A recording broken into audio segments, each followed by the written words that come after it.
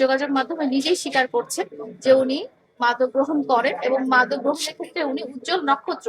মানে ওনার এই স্টেটমেন্ট এবং ওনার মাদক গ্রহণের ভিডিও যেটা ওনার স্ত্রী সামাজিক যোগাযোগ মাধ্যমে আপনাদের কাছে প্রকাশ করেছেন, সেটা দেশের সমাজ ব্যবস্থায় কতটা নেতিবাচক প্রভাব ফেলবে বা দেশের উঠতি বয়সী কিশোর কিশোরী বা যুবক তরুণ তরুণী তারা কিভাবে নেগেটিভলি প্রভাবিত হবে সেটা আপনারা চিন্তা করে পাচ্ছেন শুনেছি। তো আসলে এই ধরনের আসামির কোনো ছেড়ে দেওয়ার কোনো উপায় নেই, তাকে আইনের আওতায় আনতেই হবে এবং সেই উপলক্ষে আমার আজকে কোর্টে আসা।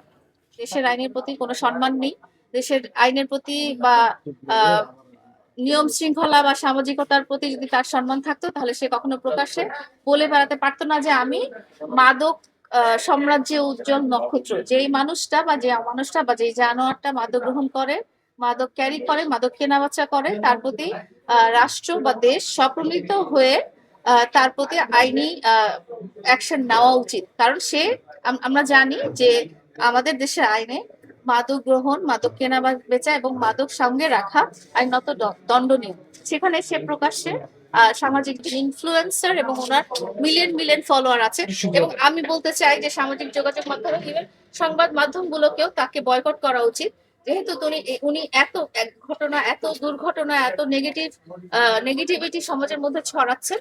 আপনাদের সকলের উচিত তার কোনো রকম ভিডিও, তার কোনো রকম সাক্ষাৎকার, তার কোনো রকম পোস্টার কোনো কিছু না সমাজের মাধ্যমে ছড়ানো। কারণ আপনারা যত ছড়াবেন লোকজন তার প্রতি তত আগ্রহী হবে এবং তাকে ইনভেস্ট করবে, তার প্রতি নেশা খাওয়ার জন্য টাকা দিবে, তার মদ খাওয়ার জন্য টাকা দিবে, তার নারী নিয়ে এইসব নির্যাতন করার জন্য টাকা দিবে বা শেল্টার দিবে।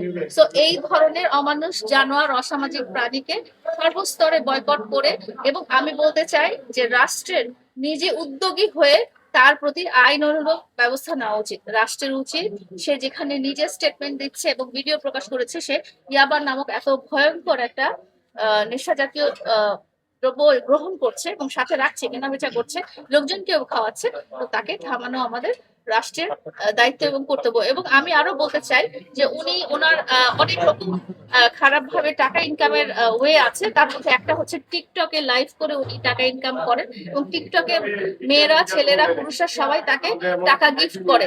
আমি তাদের উদ্দেশ্যে বলতে চাই টিকটকের লাইভে যারা প্রিন্স মামুনকে গিফট প্রদান করেন বা টাকা দেন, তারা সেই টাকাটা দয়া করে জাকাতে দিবেন, এতিম ছেলে মেয়ের কাছে দিবেন বা নিজের কাছে রেখে দিবেন। তাও একটা অসামাজিক অপরাধী ক্রিমিনালকে টাকা দিয়ে আর সহায়তা করবেন না। তাকে যারা বাড়ি ভাড়া দিয়েছে তাদেরকে আমি বলবো এই ধরনের অপরাধী যে এতগুলো ক্রিমিনাল অফেন্স করেছে